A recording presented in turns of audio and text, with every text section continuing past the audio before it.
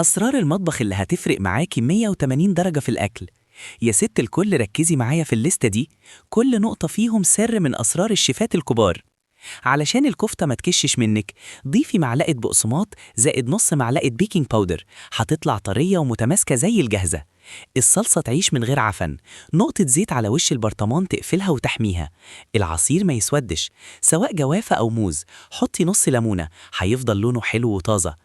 تخزين الفراخ صح، حطي معاها شرايح ليمون بعد ما تتصفى كويس، ريحة وطعم فريش دايما. الفول ما يغمقش، ما تفتحيش عليه كتير أثناء التدميس، والهواء هو السبب. واستخدمي دماسة ضيقة علشان تقللي الاحتكاك.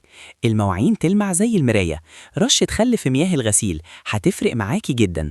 طعم البسلة يتحول 100%، فصين توم بس هيغيروا الطعم تماما. الخضرة تعيش معاكي، حطي معاها معلقة أو شوكة في الكيس واقفليه كويس بعد ما تطلعي الهواء. الليمون يعيش أكتر، لفي كل واحدة في ورق فويل أو جرايد وحطيهم في علبة. البانيه ما يقعش منك، بعد التتبيل يتحط في البقسماط ويدخل الفريزر نص ساعة، هيمسك ومش هيفك. الكاتل يلمع، اغلي فيه مية زائد ملح ليمون، يرجع جديد.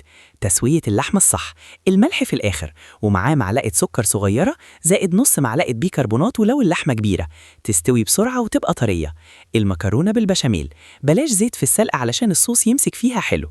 نوع البصل، الأبيض للطبخ، الأحمر للسلطة والسندوتشات. طعم الفراخ أقوى، نشوحها بملح وفلفل الأول قبل الشوربة، فرق السما من الأرض. شوربة الرز، معلقة خل صغيرة تخليها بيضة ومفلفلة. عصير الليمون المفاجأة، ضيفي ربع كوباية لبن، طعم تحفة بجد.